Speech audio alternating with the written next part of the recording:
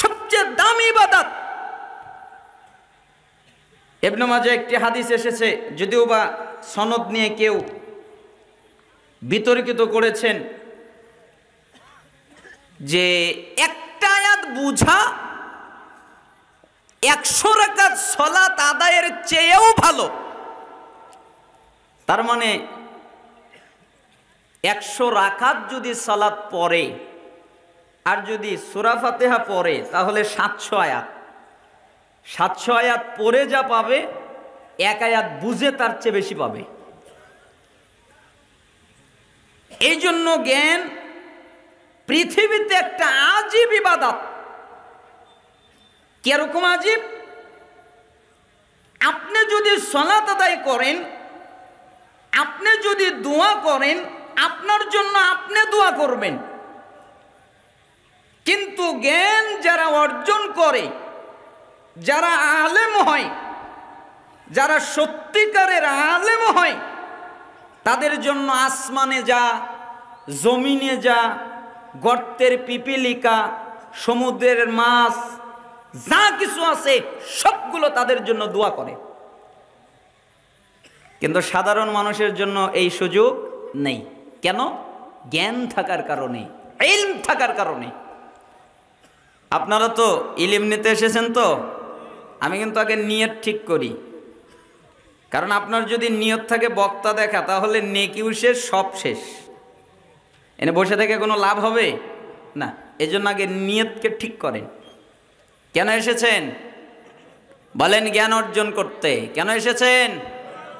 জ্ঞান অর্জন করতে। মিশকাতুল মাসাবিহের 212 নম্বর হাদিস। এক একটা নুসখায় শব্দের কম বেশি আছে। রাসূল সাল্লাল্লাহু আলাইহি ওয়াসাল্লাম বলেন, মান সালাকা তরিকান ইয়ালতামিসু ফীহি ইলমান সালাকাল্লাহু লাহু বিহি তরিকান মিন তুরুকিল জান্নাহ। কোন বর্ণনায় ইলাল জান্নাহ। যে ব্যক্তি জ্ঞান অর্জন করার জন্যে, ইলম অর্জন করার জন্যে, বিদ্যা অর্জন করার জন্যে, কোরআন জানার জন্যে, হাদিস জানার জন্যে কোন জায়গায় যায় যেখানে কোরআনের আলোচনা হয়, যেখানে সুন্নাহর আলোচনা হয়, হতে পারে মসজিদ, হতে পারে মসজিদ, হতে পারে মাদ্রাসা, হতে পারে দার্স, হতে পারে মাহফিল, হতে পারে সভা, হতে পারে তালিমি বৈঠক, যেখানেই জ্ঞান অর্জন করা যায়, ওই জায়গায় যদি জ্ঞান অর্জন করতে যায়, তাহলে আল্লাহ এর বিনিময়ে তার জান্নাতের পথকে সোজা করে দেয়। অর্থাৎ কেউ যদি চায় আমার জান্নাতের পথ সোজা হয়ে যাক, তাহলে সে যেন জ্ঞান অর্জন করে। কেন? সাহাবীদেরকে বলতেন, আচ্ছা তোমরা কি বলতে পারো? কি বলবো? আচ্ছা বলো তো, কোন আমলের মাধ্যমে জান্নাতের পথ সোজা হয়? আঁকাবাঁকা থাকে না, তোমার এবং জান্নাত মাঝখানে সোজা একটা পথ হয়ে যায়, তা কি তোমরা জানো? তখন তারা বলতেন, জি আমরা একটা ছাড়া জানি না। একটা কি? কেউ যদি জ্ঞান অর্জন করতে যায় তাহলে তার জান্নাতের পথ সোজা হয়।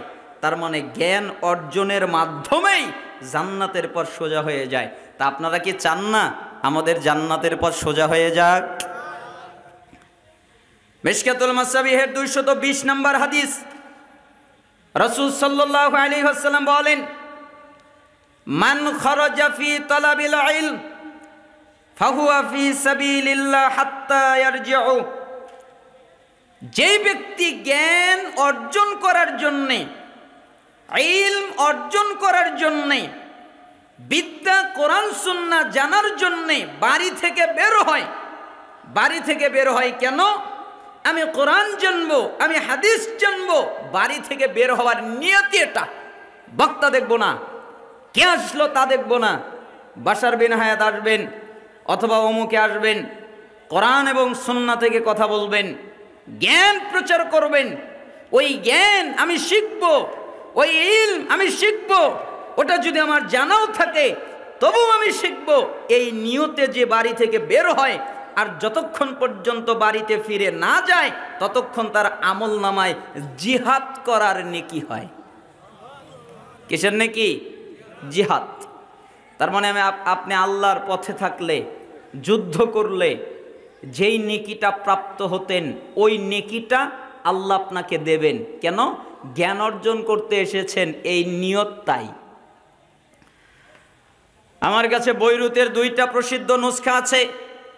আল মুআজামুল কাবীরের একটা নুসখায় হাদিস নাম্বার 639, আরেকটিতে হাদিস নাম্বার 641।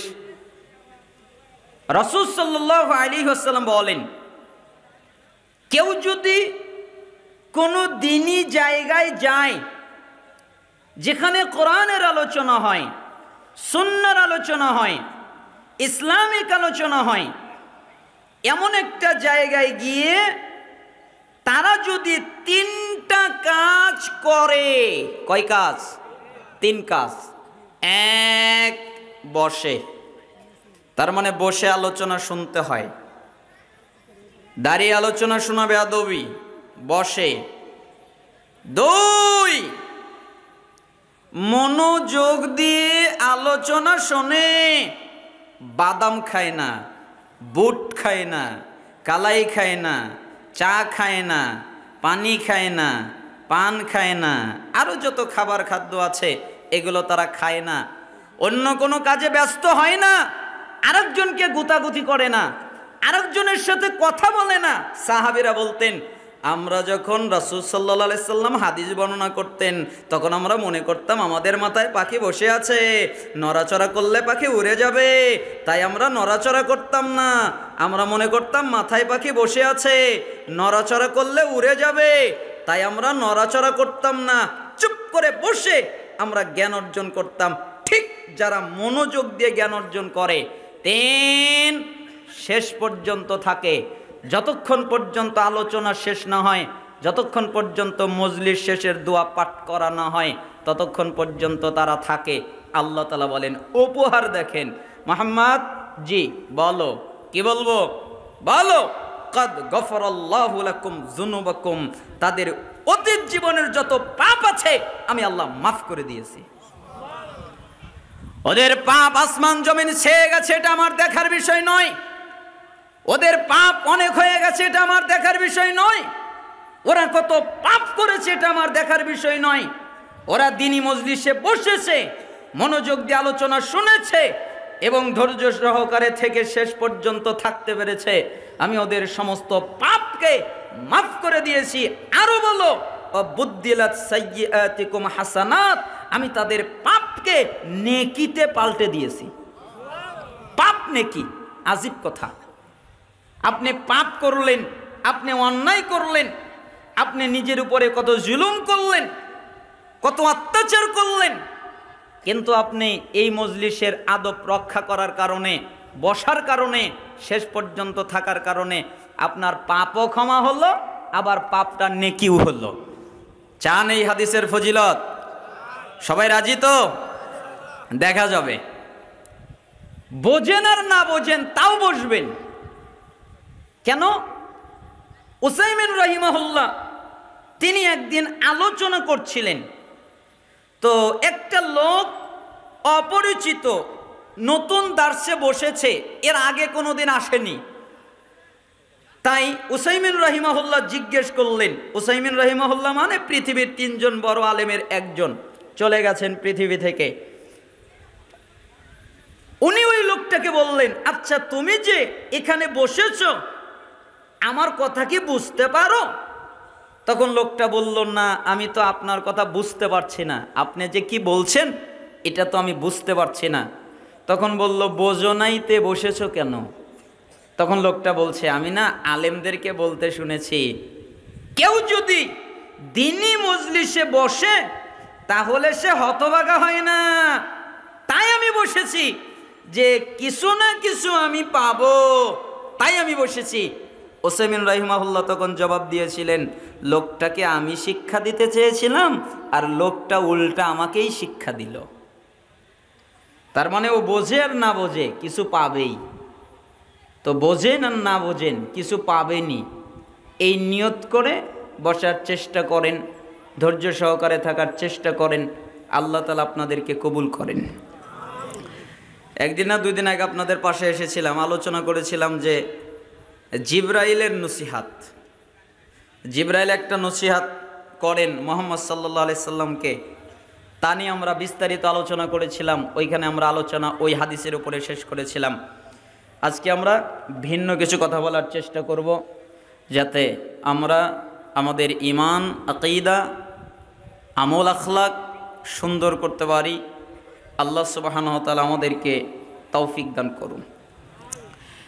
আমি আপনাদের কাছে কয়েকটা কওল, কিছু সত্যবাণী, কিছু হাদিস, বিভিন্ন উপদেশের মাধ্যমে বোঝানোর চেষ্টা করব। ইলম সংক্রান্ত একটা বর্ণনা এসেছে। আব্দুল্লাহ ইবনে মুহাম্মদ ইবনে উবাইদ আত-তামিমি উনি বলেন, সালাসাতুন মাওজুদাতুন ওয়া সালাসাতুন মাফকুদাতুন, মানুষের কাছে 3টা জিনিস আছে, 3টা জিনিস নাই। আছে কয়টা? কথা বলেন, রাগ করতেছেন আমার উপরে? মানুষের কাছে আছে কয়টা? 3টা। নাই কয়টা? 3টা। এক, আল ইলমু মাওজুদুন, ইলমটা বিদ্যমান, জ্ঞানটা বিদ্যমান, ইলমটা পাওয়া যায়, জ্ঞানটা পাওয়া যায়। কেন? আজকে অনেক ছাত্র আছে, আজকে অনেক শিক্ষক আছে, আজকে অনেক আলেম আছে। আজকে মোবাইলে কোরআন পড়া যায়, তাফসির পড়া যায়, মোবাইলে হাদিস পড়া যায়, ব্যাখ্যা পড়া যায়, মোবাইলে ইসলামিক লেকচারারদের আলোচনা শোনা যায়। তার মানে মাদ্রাসাও অনেক, ইমামও অনেক, খতিবও অনেক, বই পুস্তকও অনেক, ইলম আছে, পাওয়া যায়। পাওয়া যে যায় না তা নয়, ওয়াল আমালু বিল ইলমি মাফকুদুন, কিন্তু ইলম অনুযায়ী আমল পাওয়া যায় না। ঠিক না? ইলমের অভাব নেই, ভরি ভরি ইলম। যে ছাত্রটা কিতাবটা মুখস্থ করে, তার নিয়তেই নেই যে এই কোরআন শুধু মুখস্থের কিতাব নয়, এটা বুঝে নিজের জীবনকে বাস্তবায়ন করার কিতাব। পড়ে ঠিকই, কিন্তু একটাও বোঝে না। ঠিক না? আর আমি যদি আপনাদেরকে বোঝানোর কিছু কথা বলি, তাহলে নেটে আপনারা উল্টাপাল্টা থাম্বনেল লেগে আমার 12টা বাজান। আমি যদি বলি কোরআন বোঝেন, ওয়ালাকাদ ইয়াসসারনাল কুরআনা লিযিকরি ফাহাল মিন মুদাক্কির, আমি এই কোরআনকে বুঝার জন্য সহজ করে দিয়েছি। এই কোরআন মুখস্থ যত সহজ, এই কোরআন বুঝা তার চেয়ে সহজ। আফালা ইয়াতাদাব্বারুনাল কুরআন, তারা কেন কোরআন নিয়ে চিন্তা করে না? তারা কেন কোরআন নিয়ে গবেষণা করে না? কোরআন চিন্তা করতে হয়, কোরআন গবেষণা করতে হয়। কিন্তু আমাদের দেশ উল্টে গেছে, শুধুমাত্র কোরআনটা পড়ে, মুখস্থ করে, আমল যে করতে হয় এটা নাই। ঠিক না? এই জন্যই সালাফ বললেন, ইলম আছে। এই ছেলেরা কথা বলো কেন? ইলম আছে, কিন্তু ইলম অনুযায়ী আমল নাই। আমার একজন শিক্ষক, তার কথাটা মনে পড়ে গেল। আল্লাহ তাআলা তার হায়াতে বারাকা দান করুন। আমি বুখারীর 2য় খণ্ডের দার্স ব্যাখ্যা তিনি করছিলেন। এক পর্যায়ে তিনি প্রসঙ্গক্রমে একটা হাদিস বলবেন। হাদিস বলতে গিয়ে তিনি থেমে গেলেন। এরপরে আমাদেরকে বললেন, তোমরা একটু বসো, আমি একটু বাহির থেকে আসি। অনেক আমলদারি একজন আলেম মানুষ। এরপরে তিনি বের হয়ে চলে গেলেন। তারপরে গিয়ে দেখলাম যে অজু করলেন। তারপরে মসজিদে পাশেই ঢুকে 2 রাকাত সালাত আদায় করলেন। তারপরে আমাদের ক্লাসে এসে আমাদেরকে বললেন, শোনো, অজু করলে 2 রাকাত সালাত আদায় করতে হয়। কি করলে? অজু করলে কয় রাকাত সালাত আদায় করতে হয়? 2 রাকাত। শিক্ষক শিখিয়ে দিল যে আমি আগে ওযু করিনি তাই তোমাদেরকে 2 রাকাত হাদিস পড়ায়, কত হাদিস অনুযায়ী আমল করতে বলে, কিন্তু নিজের যে আমল করতে হয় এটা ভুলেই যায়, তাই না?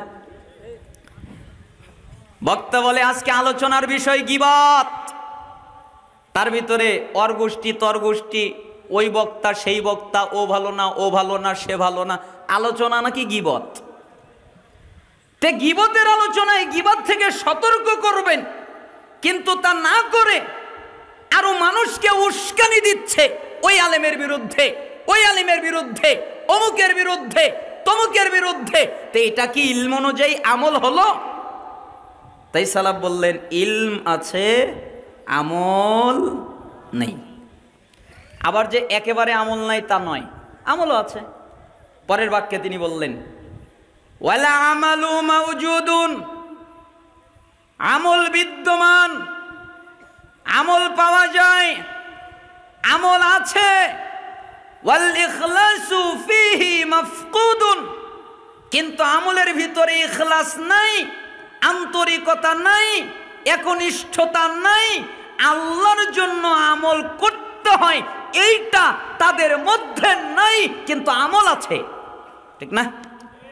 দান দান নাই, দান কার জন্য করতে হয়? আল্লাহর সন্তুষ্টির জন্য না, কিন্তু অধিকাংশ মানুষ দেখাবার জন্য করে। আপনারা আবার ভয় পাবেন না, আপনাকে কিন্তু কালেকশনের বিরুদ্ধে বলছি না। অধিকাংশ মানুষ দান করে দেখাবার জন্যে, অধিকাংশ মানুষ হজ করে আলহাজ হওয়ার জন্যে, অধিকাংশ মানুষ উমরা করে মানুষ যেন তাকে হাজী সাহেব বলে, অধিকাংশ মানুষ বাপ নামাজ পড়ে, দাদা পড়ে, বাপ সিয়াম থাকে, দাদা থাকে, এলাকা থাকে, আমি না থাকলে কেমন হয় তাই করে, কিন্তু আল্লাহর জন্য করতে হয় এটা খুবই কম। তাই তিনি বললেন আমল আছে, আমল আছে, ইখলাস নাই, ইখলাস নাই, একনিষ্ঠতা নাই, আন্তরিকতা নাই, আল্লাহর জন্য করতে হয় এইটা নাই, ঠিক না? 3 ওয়াল হুব্বু মাওজুদুন, ভালোবাসা বিদ্যমান, ভালোবাসা পাওয়া যায়, ভালোবাসা আছে। কিভাবে? আরেকটা বর্ণনায় আবার চমৎকারভাবে এসেছে পরীক্ষা করো। তাহলে তো একটু পরীক্ষা করতে হয়। আচ্ছা, আপনারা আল্লাহকে ভালোবাসেন? সত্যি কথা বলবেন, মিথ্যা কথা বলিয়েন না। প্রয়োজনে চুপ থাকেন, তাও সত্যি কথা বলবেন। আল্লাহকে ভালোবাসেন? কে কে ভালোবাসেন 2 হাত উঁচু করে দেখান। লিল্লাহি তাকবীর। উঠিয়েই আর একটা জবাব দিবেন, আল্লাহর জন্য জীবন দিতে পারবেন? সবাই পারবেন? নামান, বোঝা আমার শেষ। আল্লাহর জন্য আপনি জীবন দিতে পারবেন, আল্লাহর জন্য আপনি মরতে পারবেন, আল্লাহকে আপনি খুব ভালোবাসেন, পারবেন নাকি দাড়ি রাখতে? তাই না?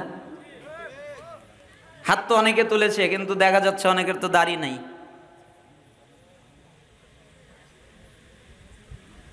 দাড়ি রেখে ওটা আমার কাজ নয়।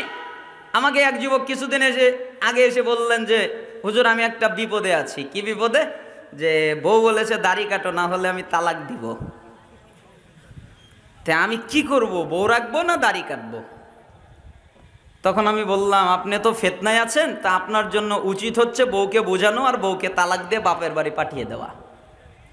কেন হুজুর এই কথা বললেন? আমি এই কথা এজন্য বলেছি, আমি মনে করেছি আপনি পুরুষ, তাই বলেছি। আপনি যদি পুরুষ না হতেন তাহলে আমি ভিন্নটা বলতাম। পুরুষ মানে যার ক্ষমতা আছে। আয়েশা, তুমি আমাকে দাড়ি কাটতে বলেছ, আমি কে তুমি কি জানো? আমি হলাম পুরুষ, পুরুষের সুরতে দাড়ি থাকে, পুরুষ কাপুরুষ নয়, আমি হলাম পুরুষ। আমার জন্য মেয়ে পৃথিবীতে একটা নেই, হাজার রয়েছে। তুমি যদি আমার কাছ থেকে চলে যাও তাহলে আমি বিবাহ করব। কেন? আমি পুরুষ। আর তোমার তো চিন্তা আছে যে বউ গেলে আর কি পাবো? বউ মনে হয় একটাই, ও গেলে আমি কি আর বউ পাবো? তাই বউয়ের কথায় দাড়ি কাটে। এজন্য সালাফ বললেন ভালোবাসা আছে, ভালোবাসা বিদ্যমান, ভালোবাসা পাওয়া যায়, ওয়াসসিদকু ফীহি মাফকুদুন, কিন্তু ভালোবাসার ভিতরে সততা নাই, সত্যবাদিতা নাই, সবগুলো মিথ্যা ভালোবাসা। কিভাবে? যেই ভালোবাসা দাড়ি বাড়াতে পারে না, যেই ভালোবাসা টাকনুর নিচে কাপড় কাটতে পারে না, যেই ভালোবাসা বেহায়াপনা বেলাল্লাপনা ছাড়াতে পারে না, কি বৈশাখ না কি গেল, যেগুলো এই পাপ থেকে বাঁচাতে পারে না, আরো যত শিরিক রয়েছে সামাজিক রাষ্ট্রীয়, এগুলো থেকে যেই ভালোবাসা বাঁচাতে পারে না, যেই ভালোবাসা সুদ ছাড়াতে পারে না, যেই ভালোবাসা ঘুষ ছাড়াতে পারে না, যেই ভালোবাসা নাপাকি হারাম ছাড়াতে পারে না, যেই ভালোবাসা জিনা ছাড়াতে পারে না, ওটা ভালোবাসা নয়, ওটা মিথ্যাবাদিতা। যেই ভালোবাসা পাপ থেকে বাঁচাতে পারে ওটাই একমাত্র ভালোবাসা। তাহলে তিনটা আছে, তিনটা নাই। এক, ইলম আছে, আমল নাই। তার মানে ইলম অনুযায়ী আমল থাকা জরুরি। দুই, আমলও আছে, ইখলাস নাই। তার মানে আমলের মধ্যে ইখলাস, আল্লাহর সন্তুষ্টির জন্য করা, এটা জরুরি। তিন, ভালোবাসা আছে কিন্তু সত্যবাদিতা নাই। তার মানে ভালোবাসার ভিতরে সত্যবাদিতা থাকা জরুরি। আল্লাহ সুবহানাহু ওয়া তাআলা যেন আমাদেরকে এই নসিহতটা পালন করার তৌফিক দান করেন। কে মানবেন? নাকি টাকনুর নিচে কাপড় আরো পরবেন? টাকনুর নিচে কাপড় পরা ছোটখাটো পাপ, মারাত্মক পাপ। আল্লাহ তার দিকে তাকাবে না, আল্লাহ তাকে পবিত্র করবে না, আল্লাহ তাকে মাফ করবে না। এটা কি ছোট পাপ? আল্লাহ তাকাবেই না, আল্লাহ পবিত্রই করবে না, আল্লাহ মাফই করবে না, যে টাকনুর নিচে কাপড় পরে। তাহলে এটা কি ভালো কাজ? এটা বাদ দিতে হবে না? নিষেধার দ্রব্য আরো যত পাপ আছে, জিনা। হ্যাঁ যুবক ভাইরা, জিনা কি করা লাগবে না বাদ দিতে হবে? জিনা বুঝেছেন? আপনারা বলেন প্রেম আর ভালোবাসা, আমি এটা বলি না। কেন? ওটা ভালোবাসা নয়। হাদিসে ভালোবাসা বলা হয়নি। একটা অপরিচিত মেয়ে, একটা অপরিচিত ছেলে, এই দুজনের মধ্যে কখনো ভালোবাসা হয় না। যদি হয় তাহলে সেটা জিনা হয়।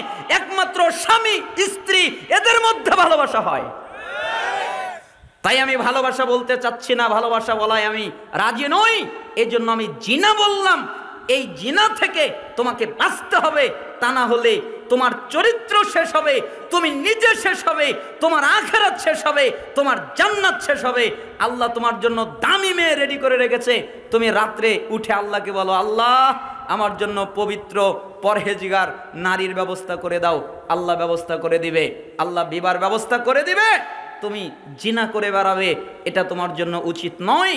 আল্লাহ তাআলা যেন আমাদেরকে সত্যিকারের ভালোবাসার তৌফিক দান করেন। প্রথমত আমি আপনাদেরকে একটা নসিহত করি। আমি একটা কিতাব পড়ি, তারিখে দিমাশক, ইমাম ইবনে আসাকির রাহিমাহুল্লাহ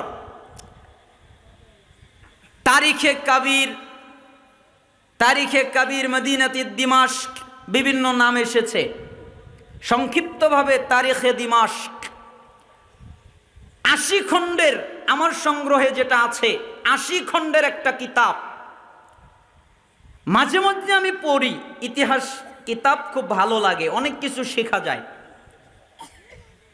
74 এবং 75 এই দুইটা খণ্ডে চমৎকার একটা কাহিনী আছে, জটিল একটা কাহিনী। আমি আমার জীবনে যত কাহিনী পড়েছি, যত ঘটনা পড়েছি, তার মধ্যে একটা আজীব কাহিনী, আজীব ঘটনা হলো এটা।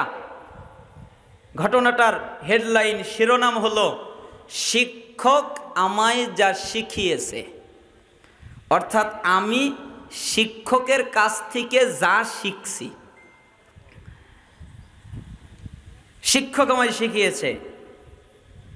এরপরে বলছেন, শিক্ষক ছাত্রকে বললেন, এই জি তুমি কি একটা কথা বলতে পারো? কি বলবো? আচ্ছা বলো তো, কতদিন ধরে আমার কাছ থেকে জ্ঞান অর্জন করছো, আমার কাছ থেকে ইলম অর্জন করছো, আমার কাছ থেকে বিদ্যা অর্জন করছো, এ কথা কি তুমি বলতে পারো? তখন ছাত্র বলছে, জি আমি তা বলতে পারি। তাহলে বলো তো, আমি আপনার কাছ থেকে জ্ঞান অর্জন করতেছি 33 বছর ধরে। কয় বছর? আপনি আর আমি কয় বছর ধরে জ্ঞান অর্জন করি? এত বছর ধরে না। আলেম মানুষ অনেক দিন ধরে জ্ঞান অর্জন করেন, বয়স হয়ে গেছে, দাড়ি পেকে গেছে, আমরা তো অত সুযোগ পাইনি। তার মানে একটা ছাত্র 33 বছর ধরে এক শিক্ষকের কাছে জ্ঞান অর্জন করছে। তাই শিক্ষক আবার পাল্টা প্রশ্ন করলেন, আচ্ছা বলো তো 33 বছরে আমার কাছ থেকে কি শিখলে?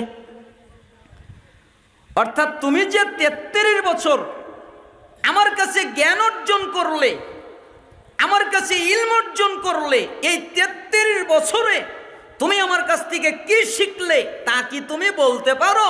জি আমি তা বলতে পারি। তাহলে বলো তো, আপনার কাছ থেকে আমি শিখেছি 8টা জিনিস। কয় জিনিস? 8। শিক্ষক অবাক হয়ে গেছে, বলে কি ওকে আমি 33 বছর ধরে পড়াচ্ছি, ও নাকি 8টা শিখছে। এটা হয়?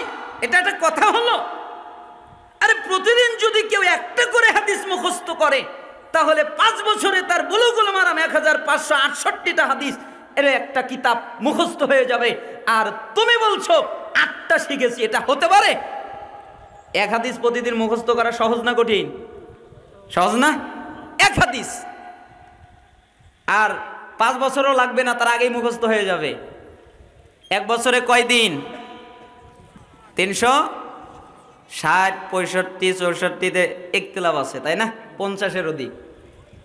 তাহলে 350-র উপরে 5 বছরে 3 পাঁচা 15। যদি 300 দিন করে ধরি, যে এক বছরে প্রতিদিনও নয় মাত্র 300 হাদিস মুখস্থ করবে, তাহলে 5 বছরে তার বুলুগুল মারাম মুখস্থ, ঠিক না?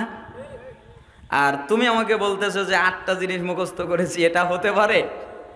তখন ছাত্র বলতেছে, ওস্তাদ আপনি আমাকে মিথ্যা বলা শিখান নাই।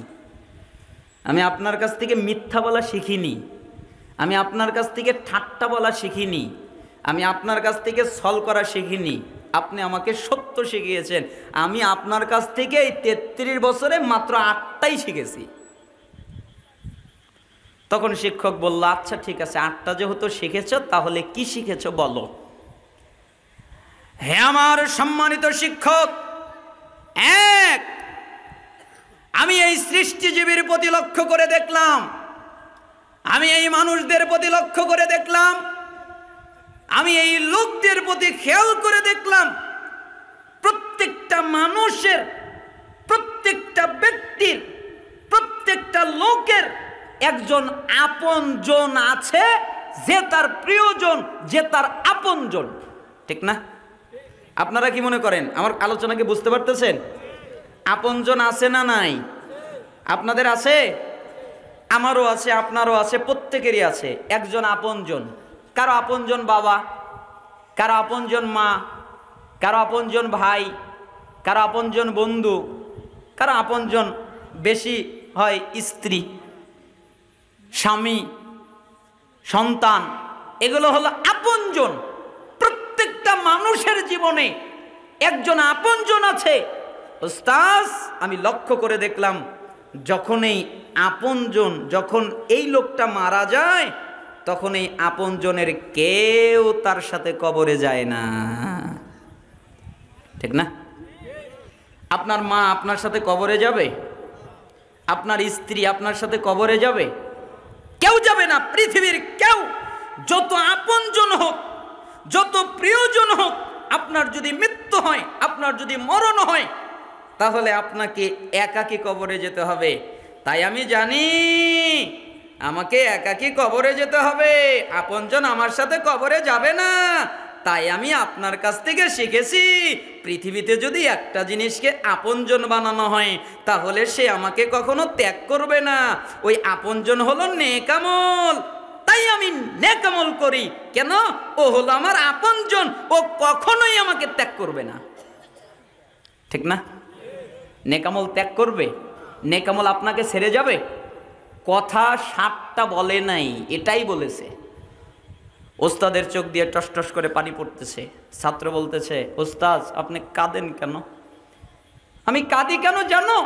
আরে তুমি এমন একটা বাক্য বললে, এমন একটা কথা বললে, পৃথিবীর মানুষ আর যদি কোনো কাজ না করে, এই একটা কাজ যদি করে, নেক আমলকে যদি আপনজন বানায়, ও নাজাত পেয়ে যাবে, ও বেঁচে যাবে, ও রক্ষা পাবে।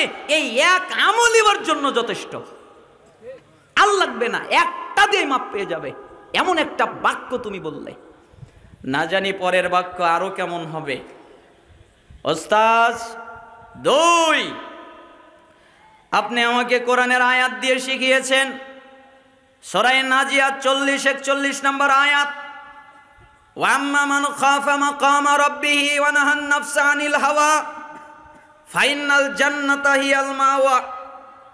যে ব্যক্তি তার রবের সামনে দাঁড়াতে ভয় পায়, যে আমাকে একদিন আমার রবের সামনে দাঁড়াতে হবে, আমার প্রভুর সামনে দাঁড়াতে হবে, আমার মালিকের সামনে দাঁড়াতে হবে, হায় হায় হায় আমি কিভাবে ঘুষ খেতে পারি, আমি কিভাবে সুদ খেতে পারি, আমি কিভাবে মিথ্যা বলতে পারি, আমি কিভাবে গীবত করতে পারি, আমি কিভাবে চগলখড়ি করতে পারি, আমি কিভাবে অন্যায় করতে পারি, আমি কিভাবে অপরাধ করতে পারি, আমাকে তো আমার রবের সামনে দাঁড়াতে হবে।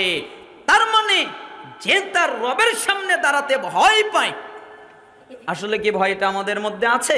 সাহাবীদের মধ্যে ছিলেন মাইজ বিন মালিক। রাসূল সাল্লাল্লাহু আলাইহি সাল্লামের কাছে আসলেন, মুসলিমের হাদিস, হে আল্লাহর নবী, জি আপনি আমাকে পবিত্র করেন, যাও আল্লাহর কাছে মাফ চাও, আল্লাহ তোমাকে মাফ করে দিবে, ক্ষমা করে দিবে। চলে গেলেন, দ্বিতীয়বার আবার চলে আসলেন, আল্লাহর নবী, জি আপনি আমাকে পবিত্র করেন, তুমি কি আমার কথা বুঝতে পারো না? আমি তোমাকে বললাম আল্লাহর কাছে মাফ চাও, ক্ষমা চাও, আল্লাহ ক্ষমা করে দিবেন, চলে যাও। চলে গেলেন, তৃতীয়বার আবার চলে আসলেন, আল্লাহর নবী, জি আপনি আমাকে পবিত্র করেন, তুমি কি আমার কথা বুঝতে পারো না? আমি তোমাকে বলছি আল্লাহর কাছে মাফ চাও, ক্ষমা চাও, আল্লাহ মাফ করে দিবে, ক্ষমা করে দিবে, চলে যাও। তৃতীয়বার চলে গেলেন, চতুর্থবার আবার আসলেন, আল্লাহর নবী, জি আপনি আমাকে পবিত্র করেন। তখন মুহাম্মদ সাল্লাল্লাহু আলাইহি সাল্লাম বললেন, কি করেছো? 4 বার। প্রথমবার বললেন না। আমাদের একটা আখলাক, আমাদের একটা চরিত্র, আমাদের একটা খাসলত, চাষটালে বসে থাকি আর আরেকজনে কি করে ওইগুলো দিয়ে পিন মারি, তাই না? খায়া কোনো কাজ নাই, কাম নাই। আসলে যার কাম নাই তার অকাম বেশি, তাই না? আর তো কাজ নাই, কি করবে? চাষটালে বসে বসে আরেকজনের বদনাম। যদি বলা হয় আব্দুর রহমান কি করেছে জানো, এই কি করেছে কি করেছে বল, অথচ বলা উচিত ছিল চুপ, যা করেছে করেছে, এখানে কি বাদ করবা না, বদনাম করবা না, চুপ থাকো। মুহাম্মদ সাল্লাল্লাহু আলাইহি সাল্লাম পাপ জানতে চাইলেন না, ফিরিয়ে দিলেন। যাও, খালি রফুল ইদাইন করার নাম আহলে হাদিস নয়, বুকে হাত বাঁধার নাম আহলে হাদিস নয়, জোরে আমিন বলার নাম আহলে হাদিস নয়, পায়ে পায়ে কাঁধে কাঁধ লাগানোর নাম আহলে হাদিস নয়। আরে আহলে হাদিস তো তারা যারা রাসূলের চরিত্রকে দিয়ে নিজের চরিত্রকে সাজিয়ে নেয়। আখলাকেও আহলে হাদিস হতে হবে, আদর্শেও আহলে হাদিস হতে হবে, শুধু আমল কেন্দ্রিক আহলে হাদিস নয়। তার মানে 4 বার ফিরিয়ে দিলেন, তিনি পাপ জানতে চাইলেন না। চতুর্থবার বললেন, কি করেছো? তখন তিনি বলেন, আমি জিনা করে ফেলেছি। মুহাম্মদ সাল্লাল্লাহু আলাইহি সাল্লাম এখনো তাকে অভিশাপ দিচ্ছেন না, এখনো শাস্তি কায়েম করছেন না। এবার বললেন, সাহাবীরা, জি ও পাগল, তাই না? মাইজ পাগল। আমি ওকে বললাম আল্লাহর কাছে মাপ চাও, ক্ষমা চাও, আর ও আমাকে এসে বলছে আমি জিনা করেছি, ও পাগল না? তখন সাহাবীরা বললেন, জিনা, ও পাগল না, ও ভালো মানুষ। ও বুঝেছি, তাহলে মদ পান করেছে, জ্ঞান হারিয়ে গেছে, তাই আমার কথা বুঝতে পারে নাই, তাই না? সাহাবীরা বললেন, নাকটাকে মুখের সামনে লাগিয়ে দিয়ে বললেন, না মদ পান করেনি, পাগলও না, মদও পান করেনি, তে আমার কথা বোঝে না কেন? আমি বললাম আল্লাহর কাছে মাপ চাও, ক্ষমা চাও, যা প্রকাশ হয়ে গেছে, এখন আর কি করা যাবে? সাহাবীরা তোমরা মাটিতে অর্ধ পর্যন্ত গাঢ় পাথর মেরে তাকে হত্যা করে দাও। এটা ফাঁসি নয় যে অল্পতে তার মৃত্যু হয়ে যাবে, এটা গলায় ছুরি ধরা নয় যে অল্পতে তার মৃত্যু হয়ে যাবে, এটা পাথর মেরে মেরে হত্যা করা। তোমরা তাকে হত্যা করে ফেলে দাও। মায়েজ বিন মালিককে পাথর মেরে হত্যা করে দেওয়া হলো, এমনকি রক্ত বিভিন্ন সাহাবীদের গায়ে লেগে গেল, তাই কেউ কেউ অভিশাপ করা শুরু করে দিল। তখন রাসূল সাল্লাল্লাহু আলাইহি সাল্লাম বললেন, সাহাবীরা, আরে মাইজ যে তওবা করেছে, এই তওবা যদি তাম পৃথিবীর মানুষের মধ্যে বন্টন করে দেওয়া হয়, তাহলে পৃথিবীর সমস্ত মানুষের জন্য মাইজের এক তওবাই যথেষ্ট, আর কিছু লাগবে না। কেন? মাইজের হৃদয়ে আল্লাহর ভয় ছিল যে আমি আল্লাহর সামনে কিভাবে দাঁড়াবো, আল্লাহ যদি আমাকে জিজ্ঞেস করে আমি কি বলবো। তাই তিনি দুনিয়ায় পবিত্র হতে চায় যে আল্লাহর সামনে আমি কিভাবে দাঁড়াবো, এটার নাম ভয়। তার মানে যে ব্যক্তি আল্লাহর সামনে দাঁড়াতে ভয় পায়, আর প্রবৃত্তি যা বলে, প্রবৃত্তি বলে জিনা কর, করে না, প্রবৃত্তি বলে চুরি কর, করে না, প্রবৃত্তি বলে মিথ্যা বলে না, প্রবৃত্তি বলে গীবাত কর, করে না, প্রবৃত্তি বলে সুদ খা, খায় না, প্রবৃত্তি বলে ঘুষ খা, খায় না, প্রবৃত্তি বলে হারাম খা, খায় না, প্রবৃত্তি বলে কারো গীবাত কর, করে না, প্রবৃত্তি বলে কাউকে গালি দেয় না, প্রবৃত্তি বলে কার সাথে খারাপ আচরণ কর, করে না। প্রবৃত্তি যা বলে তার সে উল্টা চলে। ফাইনাল জান্নাতা হিয়াল মাওয়া, তার জান্নাতি ঠিকানা। ওস্তাদ ৩, আমি এই পৃথিবীর মানুষের দিকে লক্ষ্য করে দেখলাম, প্রত্যেকটা মানুষের, প্রত্যেকটা লোকের দামি জিনিস আছে না? আপনারা কি মনে করেন আপনাদের দামি জিনিস আছে না নাই? আছে। প্রত্যেকটা মানুষের দামি জিনিস আছে, যেটা দামি জায়গায় রাখে। দামি জিনিস কোথায় রাখে? দামি জায়গায়। আর আপনি আমাকে শিখিয়েছেন, আল্লাহ তাআলা বলেছেন, মা ইনদাকুম ইয়ানফাদু ওয়া মা ইনদাল্লাহি বাকিন। তোমাদের কাছে যা আছে তা শেষ হয়ে যাবে, কিন্তু আল্লাহর কাছে যা আছে তা চির অক্ষত, কখনো শেষ হবে না। তোমাদেরটা শেষ হয়ে যাবে আর আল্লাহরটা শেষ হয়ে যাবে না। তাই আমি বুঝলাম, তাই আমি জানলাম, তাই আমি আমার মালিকানায় যা আসে, আমার মালিকানায় যা আসে আমি তা আল্লাহর কাছে পাঠিয়ে দেই। কেন? আমি জানি দুনিয়ায় থাকলে শেষ হয়ে যাবে, আল্লাহর কাছে থাকলে তা শেষ হবে না। দুনিয়ায় আপনার কি?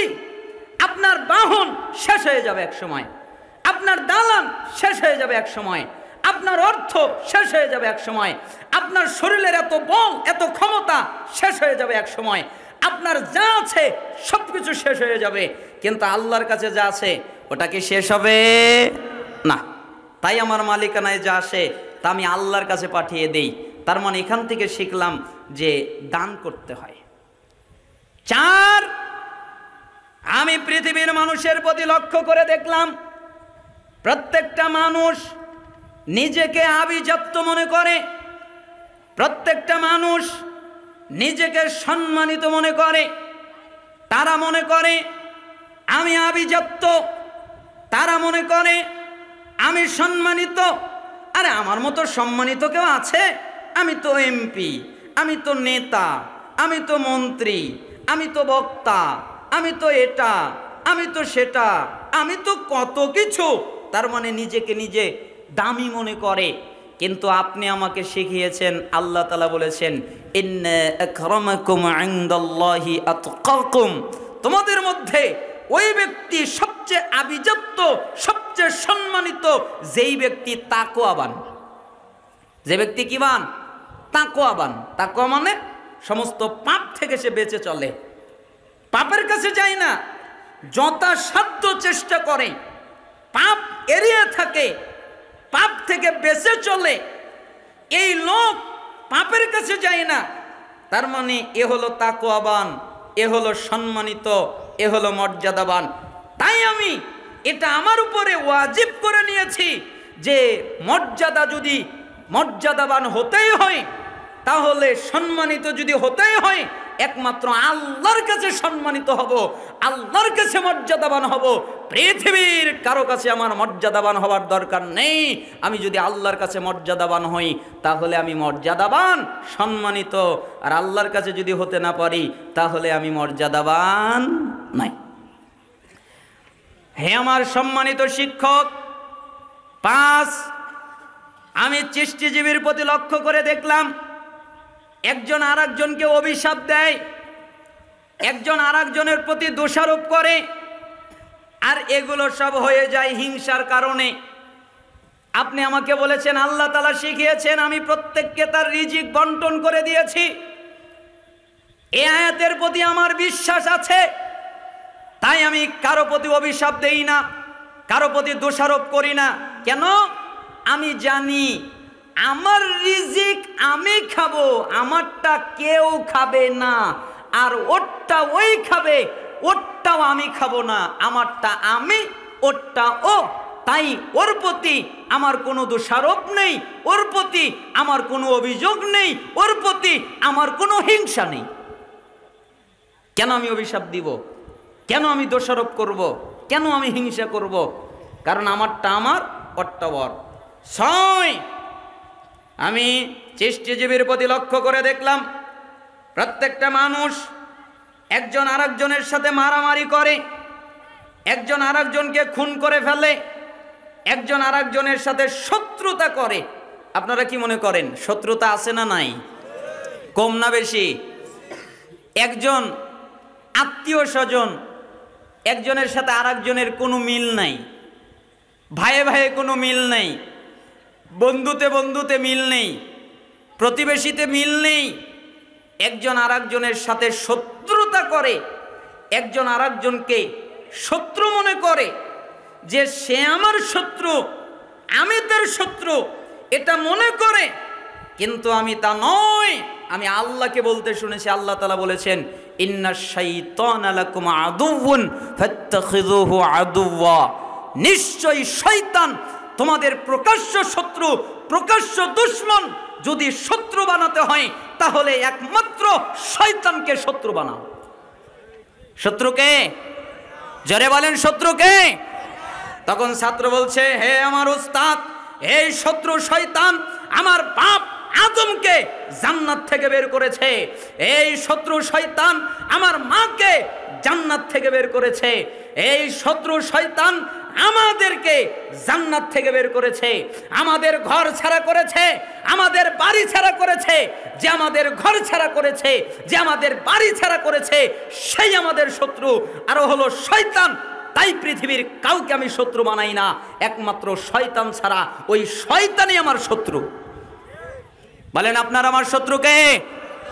আরো জোরে বলেন আপনার আমার শত্রুকে?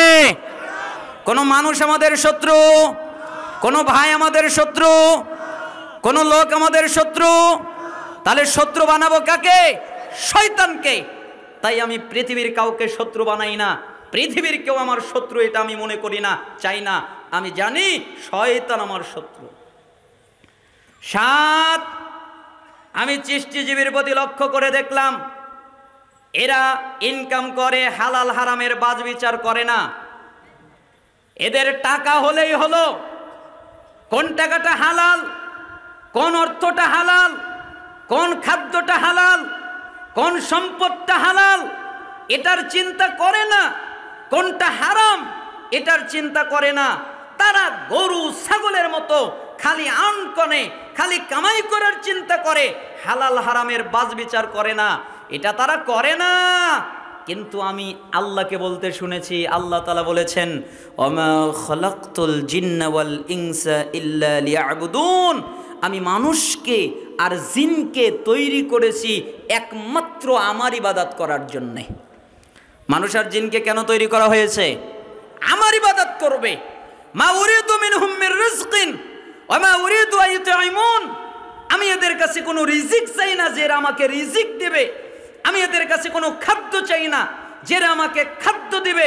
ইন্নাল্লাহ হুয়ার রাজ্জাক, নিশ্চয়ই আল্লাহ তিনিই হলেন রিজিক দাতা। তার মানে আমি আল্লাহ রিজিক দাতা, আমি এদের কাছে রিজিক চাই না, আমি এদেরকে বানিয়েছি, এরা আমার ইবাদত করবে আর আমি এদেরকে রিজিক দিব। কি আল্লাহ যে রিজিক দিতে পারে বিশ্বাস হয় না? হাদিসে এসেছে ইন্নার রিজকা লা ইয়াতলুবুল আবদা কামা ইয়াতলুবুহু আজালুহু। বান্দার রিজিক তাকে ওইভাবে খোঁজে যেভাবে মৃত্যু খোঁজে। মৃত্যু যেরকম আপনার পিছনে ধাওয়া করে, মৃত্যু যেরকম করে আপনাকে খুঁজে বেড়ায়, ঠিক রিজিকও আপনাকে খুঁজে বেড়ায়। মৃত্যু যতক্ষণ পর্যন্ত আপনার সাথে সাক্ষাৎ না করবে ততক্ষণ পর্যন্ত যাবে না, ঠিক রিজিকও যতক্ষণ পর্যন্ত আপনার সাথে। একটা মুশরিকের মধ্যে একটা ইমানদারের মধ্যে পার্থক্য নামাজ সালাত। ইমানদাররা সালাত আদায় করে, কাফের মুশরিকরা সালাত আদায় করে না। তিরমিজি 2618 নম্বর হাদিস, বাইনাল কুফরি ওয়াল ঈমান তারকুস সালাহ। নিশ্চয়ই একটা ইমানদার আর একটা কাফের, এদের মধ্যে পার্থক্য নামাজ। যারা ইমানদার তারা নামাজ আদায় করে, যারা কাফের তারা নামাজ আদায় করে না। তিরমিজি 2621 নম্বর হাদিস, আল আহদুল্লাযী বাইনানা ওয়া বাইনাহুমুস সালাহ ফামান তারাকাহা ফাকাদ কাফার। আমাদের মধ্যে আর তাদের মধ্যে পার্থক্য, আমরা যারা ইমানদার তারা নামাজ আদায় করি, তারা যারা কাফের তারা নামাজ আদায় করে না। এটা হলো আমাদের মধ্যে পার্থক্য। ইবনে মাজাহ 1080 নম্বর হাদিস, লাইসা বাইনাল আবদি ওয়াশ শিরকি ইল্লা তারকুস সালাহ ফাইদা তারাকাহা ফাকাদ আশরাক। নিশ্চয় একটা মুশরিক, একটা কাফের, একটা ইমানদার, এদের মধ্যে পার্থক্য নামাজ। যেই ব্যক্তি নামাজ ছেড়ে দিল ওই ব্যক্তি শিরিক করলো। তার মানে যে নামাজ পড়লো না ও কি করলো? শিরিক করলো। চারটা হাদিস দ্বারা প্রমাণিত হয়, রাসূল সাল্লাল্লাহু আলাইহি সাল্লামের বাণী দ্বারা। আরো অনেক আছে, ওয়ালা তাতরুকান্না সালাতান মাকতুবাতান মুতাআম্মিদান ফাইন্না মান তারাকা সালাতান মাকতুবাতান মুতাআম্মিদান ফাকাদ বারিয়াত মিনহু জিম্মাতুল্লাহ। তোমরা ইচ্ছা করে ফরজ সালাত ছেড়ে দিও না, কারণ যারা ইচ্ছা করে ফরজ সালাত ছেড়ে দেয় আল্লাহ তাআলা তাদের উপর থেকে দায়িত্ব উঠিয়ে নেয়। সালাফরা বলেছেন দিনের দায়িত্ব উঠে যায়, তাদের প্রতি কোনো দিনের দায়িত্ব থাকে না। 5 হাদিস দিয়ে প্রমাণিত হলো যারা নামাজ পড়ে না রাসূলের ফতোয়ায় তারা মুসলমান না। পরবর্তী প্রজন্ম কারা? সাহাবী। আলী রাদিয়াল্লাহু আনহু বলেন, মাল্লাম ইউসাল্লি ফাহুয়া কাফিরুন। যারা সালাত আদায় করে না ওরা কাফের। আব্দুল্লাহ বিন মাসউদ রাদিয়াল্লাহু আনহু বলেন, মান তারাকাস সালাহ ফালা দীন লাহু। যারা সালাত আদায় করে না তাদের দিন নেই, তাদের ধর্ম নেই। এই উঠবেন না, 5-10 মিনিটের মধ্যে শেষ করে দিব। গুনাহ মাফ করে তারপরে উঠবেন। মনে নাই হাদিস? শেষ পর্যন্ত থাকলে কি মাফ হবে? গুনাহ মাফ করে উঠবেন। আমি চাই আপনার গুনাহ শয়তান যেন এখন সবল না দেয়। এখন শয়তান বলবে, ওঠ বাড়িতে যা, তোর গুনাহ এত মাফের দরকার কি, যা কাজ আছে। শয়তানকে সুযোগ দিবেন না, গুনাহ মাফ করে নিয়ে উঠবেন। তার মানে আব্দুল্লাহ ইবনে মাসউদ রাদিয়াল্লাহু আনহু বললেন, যে সালাত আদায় করে না তার দিন নেই, তার ধর্ম নেই। আবু দারদা রাদিয়াল্লাহু আনহু বলেন, লা ঈমানা লিমান লা সালাতা লাহু। ওই ব্যক্তির ঈমান নেই যেই ব্যক্তি সালাত আদায় করে না। তাহলে সাহাবীদের ফতোয়ায় যারা নামাজ পড়ে না মুসলমান না কাফের? পরবর্তী প্রজন্ম তাবি। তিরমিজি 2622 নম্বর হাদিস, আব্দুল্লাহ বিন শাকিক তিনি বলেন, কানা আসহাবু মুহাম্মদ সাল্লাল্লাহু আলাইহি ওয়াসাল্লাম লা ইয়ারাউনা শাইআম মিনাল আ'মাল তারকুহু কুফরুন গায়রাস সালাহ। সাহাবীরা আমলের মধ্যে কোনো আমল ছেড়ে দেওয়াকে কুফরি মনে করতেন না, একমাত্র সালাত ছাড়া। কেউ যদি সালাত ছেড়ে দিত তাহলে তাদেরকে কাফের মনে করা হতো। তার মানে রাসূলের ফতোয়া, সাহাবীর ফতোয়া, তাবির ফতোয়া দ্বারা প্রমাণিত, এমনকি সালাফদের ফতোয়া দ্বারা প্রমাণিত, যারা সালাত ত্যাগ করে, তরক করে, তারা মুসলমান নাই। আর বলে কি, নামাজ না পড়লে কি হবে, আমার ঈমান ঠিক আছে। ওমর ইবনুল খাত্তাবের কথা মনে নেই? তাকে যখন একজন ঘাতক হত্যা করলেন ফজরের সালাতের মধ্যে, তিনি পড়ে গেলেন। যখন তার জ্ঞান ফিরে পেল, আমরা অপারেশন হলে আমাদের জ্ঞান ফিরে পেলে আমাদের আত্মীয় স্বজনদের ডাকি, আব্দুল্লাহ কই, আব্দুর রহমান কই, অমুক কই, তমুক কই। কিন্তু মুহাম্মদ সাল্লাল্লাহু আলাইহি সাল্লামের সাহাবী ওমর ইবনুল খাত্তাব রাদিয়াল্লাহু আনহু জ্ঞান ফিরে পেয়ে সাহাবীদের জিজ্ঞেস করলেন, লোকেরা কি নামাজ আদায় করে নিয়েছে? তখন সাহাবীরা বললেন, জি, সালাত তো আদায় করে নিয়েছে, তখন তিনি নিজেকে ধিক্কার দিচ্ছেন আর বলছেন, লা হাজ্জা ফিল ইসলাম লিমান তারাকাস সালাহ, ওই ব্যক্তির ইসলামে কোনো জায়গা নেই যেই ব্যক্তি সালাত আদায় করে না। ওমর ইবনুল খাত্তাবের এক রাকাত ছুটে গিয়েছিল, তাই তিনি আশঙ্কা করেছিলেন তার সালাতের কি হবে। আর আপনার দৈনিক 5 ওয়াক্ত ছুটে যায়, আর আপনি বলেন আমি নামাজ না পড়লে কি হবে, আমার ঈমান ঠিক আছে। আরে ভাই, তোমার তো ঈমানই নাই, ঠিক থাকা না থাকা তো পরের কথা। তোমার তো এক নেকিও কামাই করতে পারোনি, ব্যাগে যা পড়েছ সব পড়ে গেছে। এর দ্বারা কি বুঝলেন? সালাত আদায় করতে হবে না হবে না? সালাফরা ফতোয়া দিয়েছেন, যারা সালাত আদায় করে না তাদের সম্পত্তির ওয়ানে পুরো বছর সিয়াম পালন করে যে নেকি হবে, ওই নেকি আল্লাহ সুবহানাহু ওয়া তাআলা দান করবেন। আর এই সিয়ামটা কিভাবে রাখবেন? প্রত্যেক দিন রাখতে পারেন, একাধারে 6 দিন, আবার মাঝখানে গ্যাপ দিয়ে দিয়েও রাখতে পারেন। আজকে মনে হলো রাখলাম, 2 দিন গ্যাপ দিলাম, 1 দিন গ্যাপ দিলাম, অথবা কয়েকদিন গ্যাপ দিলাম। এইভাবে এই মাসের ভিতরে 6 দিন পূর্ণ করবেন। আর যদি কাজা থেকে থাকে, কাজা আগে আদায় করার চেষ্টা করবেন, পরেও আদায় করা যায়। আর পাশাপাশি আরেকটি কথা মনে রাখবেন, আপনি যদি চান যে আমি সোমবারের দিন বৃহস্পতিবারের দিন রাখবো, তাহলে সালাফরা বলতেন যে সোমবারে যদি শাওয়ালের সিয়াম রাখে তাহলে সোমবারেরও নেকি পাবে, এবং বৃহস্পতিবারেরও রাখলে বৃহস্পতিবারেরও নেকি পাবে, এবং শাওয়ালের সিয়ামেরও নেকি পাবে। আবার আয়ামে বীজের দিনেও রাখা যায়, আয়ামে বীজের দিনে রাখলে আয়ামে বীজের নেকিও পাবে এবং সাথে শাওয়ালের নেকিটাও পাবে। যে কোনোভাবে এই মাসের মধ্যে আপনি 6টা সিয়াম রাখলেই হবে, কোনো পদ্ধতি নাই। শুক্রবারই কি, বৃহস্পতিবারই কি, আর সোমবারই কি, আর বৃহস্পতিবারই কি, আর আয়ামে বেজের দিনে কি, আপনি 6টা সিয়াম পালন করলেই হক আদায় হয়ে যাবে। আল্লাহ সুবহানাহু ওয়া তাআলা আমাদেরকে, আর আপনাদেরকে আরেকটা কথা, যে এই যুবকরা মিলে সুন্দর একটা ওয়াজ মাহফিলের আয়োজন করেছেন, টাকা পয়সার প্রয়োজন, দরকার, জরুরিয়াত। এই জন্য আপনারা পুরুষ এবং নারী যারা আছেন, আমার ওইভাবে কালেকশন করার অভ্যাস নেই, আপনারা মজলিসে 5 টাকা পড়েন, কেউ রুমাল নিয়ে যাবে, 5 টাকা পড়েন, 10 টাকা পড়েন, 100 পড়েন, 500 পড়েন, যে যা পারেন। ওই দানের কথা মনে আছে না, যে আমরা যদি কিছু আল্লাহর কাছে রেখে দেই তাহলে ওটা আমাদের থাকবে। এই জন্য যে যা পারেন তাই আপনারা দান করে যাবেন, বৈঠকে এসে দিয়ে যাবেন। আমি দোয়া করি আল্লাহ সুবহানাহু ওয়া তাআলা আপনাদের দানে বারাকা দান করুন। আমি কিছু প্রশ্নের উত্তর দিচ্ছি, আর আপনারা, আমি একজন দোকানদার, আমি বিড়ি সিগারেট দ্রব্য ক্রয় করি, এতে আমার কি সালাত আদায় বা কবুল হবে? বিড়ি সিগারেট বিক্রির জন্য ক্রয় করেন, বিক্রিটা হারাম, কিন্তু এটা সালাত হবে না এই মর্মে কিছু আসেনি। এসেছে কেউ যদি এটা খায় তাহলে তার সালাত ইবাদত কবুল হতে 40 দিন লাগবে, নিষেধাজ্ঞ দ্রব্য যদি পান করে, এরকম বর্ণনা এসেছে। স্ত্রীর প্রতি স্বামীর কর্তব্য কি? স্ত্রীর প্রতি স্বামীর অনেক কর্তব্য আছে, যেমন স্ত্রীকে স্বামী পর্দায় রাখবে, স্ত্রীকে স্বামী শ্রদ্ধা করবে, স্ত্রীকে স্বামী দিন শেখাবে, স্ত্রীকে স্বামী সলাতের আদেশ করবে, সিয়ামের আদেশ করবে, দানের নসিহত করবে, পর্দার কথা বলবে, নিজের সতীত্ব হেফাজত করার কথা বলবে, নিজে যা খাবে যেই পরিমাণ ওই পরিমাণ খাওয়ানোর চেষ্টা করবে, কিপটামি করবে না। আরও অনেক রয়েছে, আপনারা যে কোনো বই পড়ে নেবেন।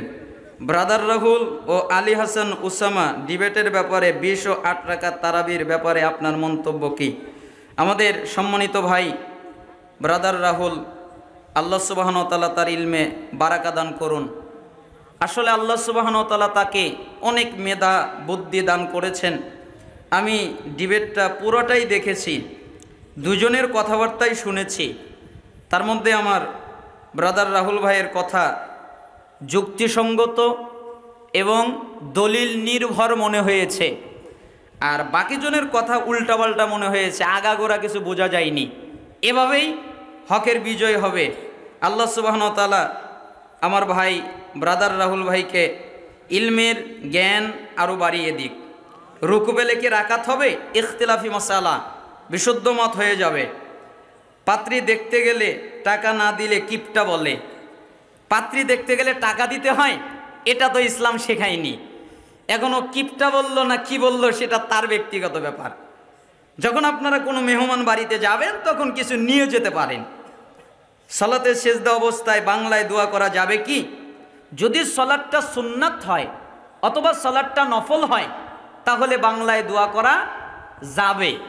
আর যদি ফরজ সালাত হয় তাহলে বাংলায় দোয়া করা যাবে না। শাওয়াল মাসের 6টি সিয়াম বললাম, রমজান শাওয়াল মাসের 6। স্বামী স্ত্রী মিলনের পর গোসল না করে সাহারি খাওয়া যাবে কি?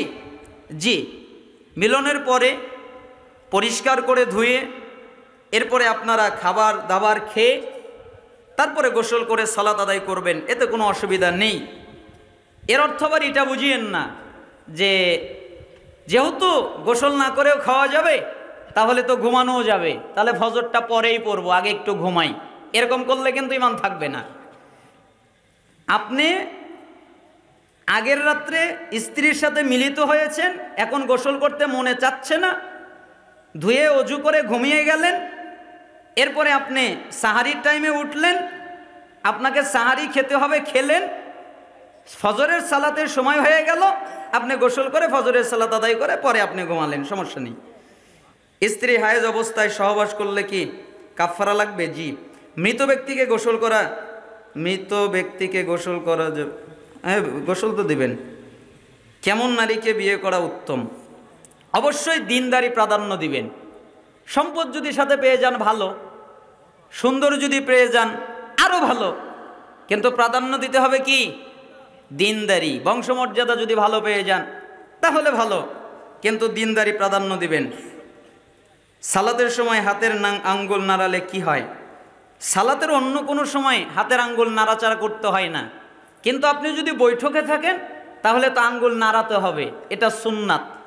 যখন আপনি তাশাহুদে বৈঠকে থাকবেন পুরোটা সময় আপনি আঙ্গুলটা নাড়াবেন। দুটা বর্ণনা এসেছে, কেউ বলেছে সোজা রাখবে, কেউ বলেছে নাড়াবে, নাড়ানোটা বেশি বিশুদ্ধ। মেয়ের বিয়েতে মেয়ের বাবা কবুল বলবে না মেয়ে কবুল বলবে? মেয়ের বাবা কেন কবুল বলবে? মেয়ে রাজি হবে, মেয়ে অনুমতি দেবে, ওটাই কবুল। আর বাপ মেয়ের পক্ষ থেকে গিয়ে বরের সামনে উপস্থাপনা করবে। ঈদের সালাত মহিলারা কোথায় আদায় করবে? অবশ্যই ঈদগাহে মহিলাদের আলাদা জায়গা থাকবে, সেখানে তারা ঈদের সালাত আদায় করবে পুরুষ ইমামের পাশে। মহিলারা কি হায়েজ অবস্থায় কোরআন তেলাওয়াত করতে পারবে? জি, হায়েজ অবস্থায় তারা মুখস্থ তেলাওয়াত করতে পারবে, মুখস্থ জিকির আজকার করতে পারবে, মুখস্থ দুরুদ দোয়া পড়তে পারবে, কিন্তু স্পর্শ করে কোরআন পড়তে পারবে না। তবে যেই হাদিসের কিতাবগুলো আছে অথবা ইসলামিক কিতাবগুলো আছে অথবা তাফসিরগুলো আছে যেটা মূল আরবি নয়, কোন সালাফ অনুমতি দিয়েছেন এটা ধরতেও পারবে, পড়তেও পারবে, কিন্তু মূল মুসহাফ যেটা মূল আরবি কোরআন এটা ধরতে পারবে না। ফরজ সালাতের পর সম্মিলিত মোনাজাত করা যাবে না কেন? রাসূলকে অপমান করা হবে তাই যাবে না।